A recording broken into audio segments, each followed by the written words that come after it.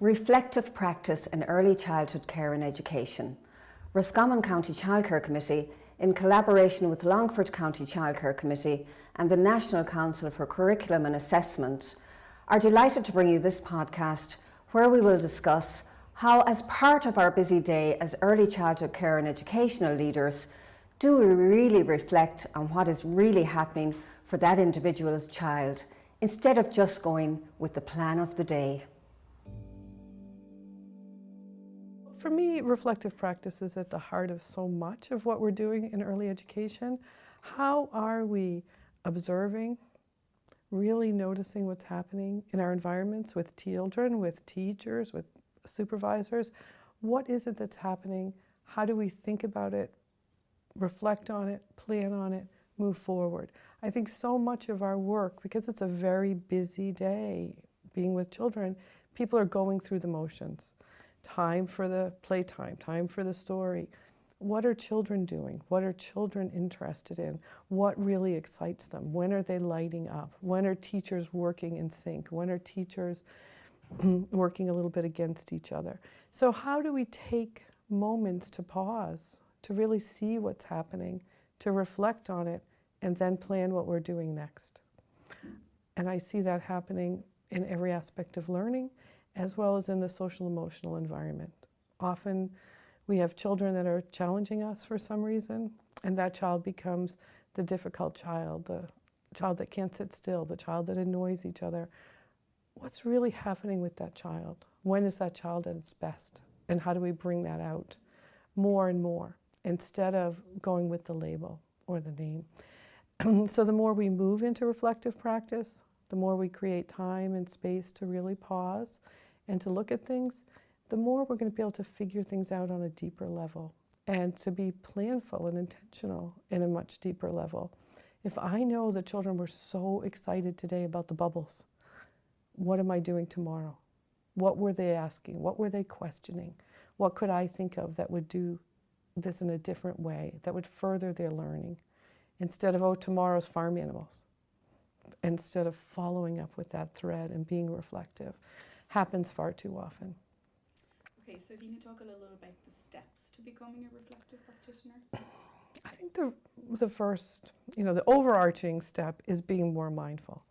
How are we slowing things down enough that we're observing and noticing? So if I'm going to start being more reflective, how do I really see what those children are doing? How do I observe that child that might be a challenge in a very different way? Not the same old way I've looked every day. How do I look at that child in a different time, in a different space, and take some notes and document that? How do I observe the playtime in a different way? How do I observe my interactions with my co-teachers in a different way? And then how do we have dialogues around that? And there's many useful protocols. The Project Zero program at Harvard, which is doing extensive research on reflective practice in schools, has a very simple one. What do you see? What do you think? What do you wonder? How do we look at our situations through that lens? And how do we have dialogues with teachers in that lens? What do they see? Because so often what we talk about is what we think. This child is difficult. Oh, no one likes the science center. Those are not observations, those are thoughts. So really recording what we see, having meaningful dialogues about what we think, and what do we wonder? I wonder what I could do tomorrow. I wonder if I change this. I wonder if we did something different. So using a protocol to move through that, and then being very planful and intentional about the actions you're going to do later that day, later that week, but really utilizing that. And this is something we see very often in the, embedded in all of the Reggio Emilia schools. How are they looking at what excites children, and then creating environments and learning experiences around that? When that reflective practice kicks in, there's more engagement, there's more intentionality, there's more focus. One thing that really has grounded me in reflective practice is the work in the Reggio schools, and Loris Malaguzzi, I feel, has summed this up beautifully in this quote that I'd like to share with you today. Teachers, like children and everyone else, feel the need to grow in their competencies. They want to transform experiences into thoughts, thoughts into reflections, and reflections into new thoughts and actions.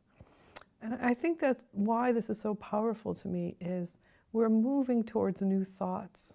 I think so much of the time in our field we stay in the same old practices. And that's the way we've always done it syndrome. And reflective practice helps us move away from the way we've always done it into new ways of being and working with children. And that's where the sort of the magic and the power lies.